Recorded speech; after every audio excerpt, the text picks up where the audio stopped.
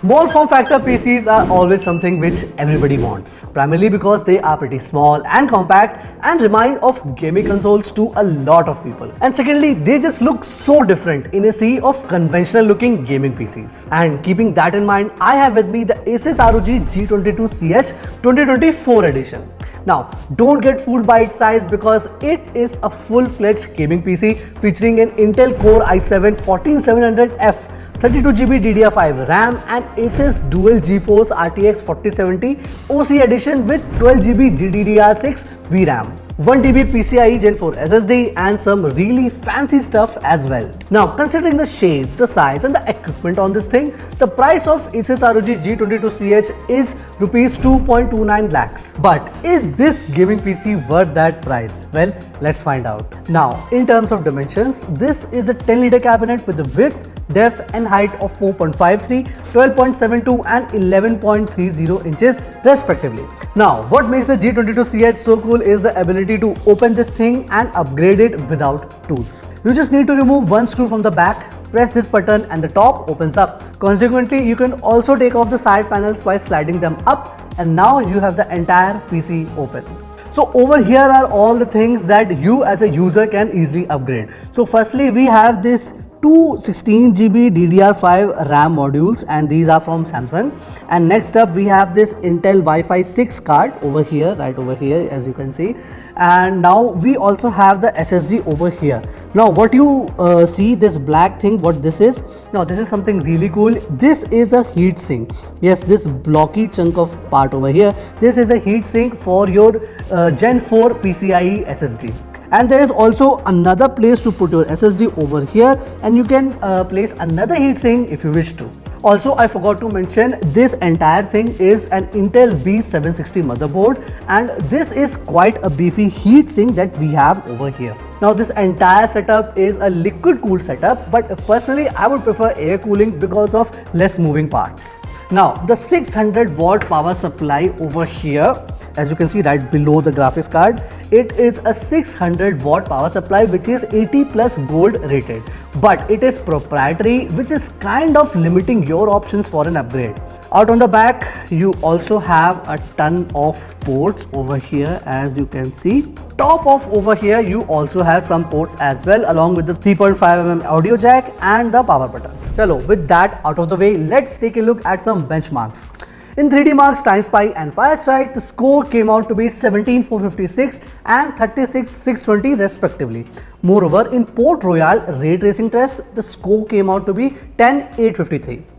Meanwhile, in Cinebench R23, the CPU scored 25138 in multi-core and over 2000 points in single-core test, which is pretty amazing. Now, the 1TB SSD has a read and write speed of 6476 and 4952 MB per second respectively. Chalo, with that said, let's take a look at some gaming benchmarks. Starting off with the Dirt 5, and the ROG G22 performs really well, while easily averaging above 200 FPS. A close look at the GPU and CPU stats also gave us a better picture. The GPU temperature is hovering close to 62 degrees with 95% usage. Meanwhile, the CPU temperature is hovering over 60 to 65 degrees with 38% usage. Moreover, the CPU is drawing continuously between 80 to 85 watts and sometimes dipping to as low as 75 to 76 watts. Meanwhile, the GPU is continuously checking more than 190 watts all the time. The next game is Borderlands 3, and just like the Dirt 5, it too is pushing the GPU power draw close to 190 watts and even above. The CPU draw also seems pretty high in this case, but it is not going above 95 degrees as the CPU maintains a temperature range of 55 to 65 degrees. Meanwhile, the CPU remains at a steady 60 degrees and above. The game is running at 1080p high settings and averaging around 169 FPS. Next up is Cyberpunk 2077, and to this day, even after all the patches, it still remains a demanding title.